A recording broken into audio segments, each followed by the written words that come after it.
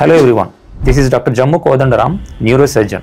మనలో చాలామంది BP patients ఎప్పుడో ఒకసారి డాక్టర్ గారికి చూపించుకొని బీపీ మందులు అలా నెలల తరబడి సంవత్సరాల తరబడి వాడుతూనే ఉంటారు కదా.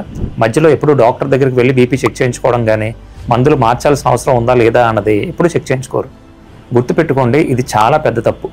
ఎందుకంటే ఎక్కువ రోజులు కానీ ఎక్కువ నెలలు సంవత్సరాలు బీపీ ఉన్న పేషెంట్స్కి బీపీ బాగానే మెయింటైన్ అవుతున్నా కూడా సైలెంట్గానే మనకు కూడా తెలియకుండా మన బాడీలో కిడ్నీస్ డ్యామేజ్ అయిపోయే ఛాన్స్ ఉంటుంది. సో ఎప్పటికప్పుడు మీ బీపీ బాగానే ఉంటున్నా కూడా మీరు కంపల్సరీ చేయించుకునే పరీక్షలు రెండు ఉంటాయి.